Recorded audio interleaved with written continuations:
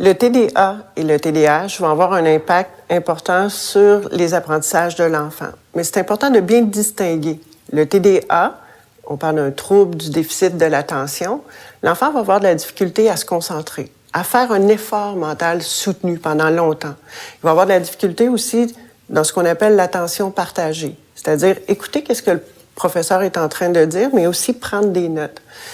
Évidemment, ça va avoir un impact sur son rendement scolaire parce que quand il arrive à la maison pour étudier, il peut lui manquer des notes importantes pour son étude. Puis la difficulté aussi de se concentrer pendant longtemps. L'enfant qui a un TDA, il va partir dans la lune, il peut manquer de l'information, puis quand il est en évaluation, bien, souvent les évaluations, c'est 3 heures, puis il y a de la difficulté à fournir un effort mental aussi longtemps. L'enfant qui a un TDAH, quand on parle de H, dans le fond, la différence, c'est qu'il y a de l'hyperactivité et il y a de l'impulsivité. L'enfant a donc de la difficulté, ce qu'on appelle aussi, à résister aux distractions. C'est qu'il est en train de travailler, il est bien concentré, il se passe quelque chose dans son environnement, puis oups, il a tendance à décrocher. La personne qui a un TDAH, elle a des déficits aussi sur le plan des fonctions cognitives, surtout les fonctions qu'on appelle exécutives. Les fonctions exécutives, on parle alors de la mémoire de travail, la planification de l'action, l'organisation, la flexibilité.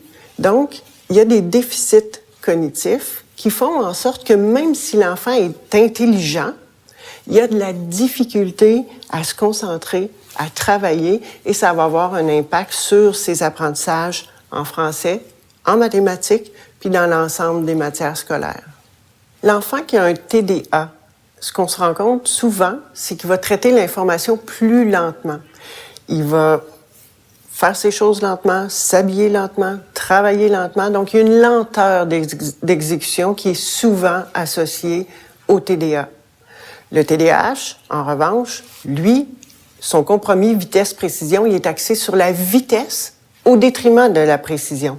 Donc, l'enfant qui a un TDAH, il a tendance à travailler vite, même s'il fait beaucoup de fautes, même s'il fait beaucoup d'erreurs, d'inattention, il va aller plus vite. Et souvent, ce que ça va occasionner, c'est des rendements scolaires qui sont variables. Donc, l'enfant peut avoir une très bonne note dans les 80%, puis l'examen d'ensuite, 50%. Et donc, on peut observer cette variabilité-là dans les résultats scolaires des personnes qui ont un TDAH, et ça n'a rien à voir avec leur intelligence ou leur capacité d'apprentissage.